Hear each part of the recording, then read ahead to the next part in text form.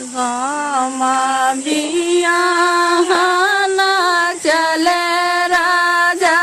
दशरथ छत्तीस बजन बजाइयो बीच महलिया में नाचे पतुरिया धनी दशरथ भागे तोहार जाई बरत जनकपुर पहुँची गलिया में अरु जमिया रामा लखन दुइना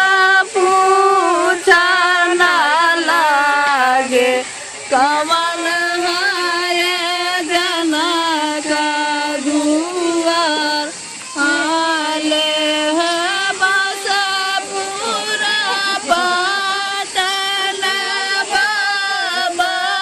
द्वारे प्रेमाण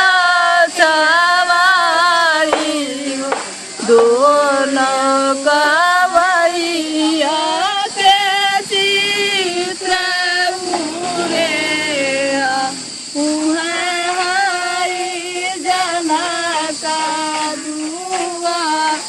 सब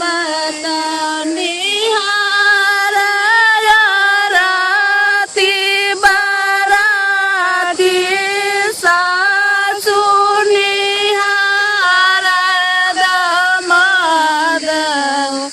लक्ष्मण निहार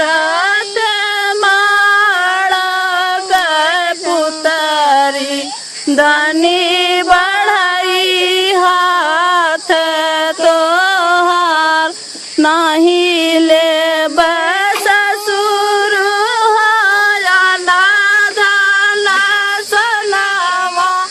नहीं हो छकड़ा लदाई हो हम तउले बढ़ा ससुर लोहारा से बढ़ाई जेना ऐसा चित्र उरे देव हम देता हो नादन सनावा देव में झगड़ा लदाई एक नाही दे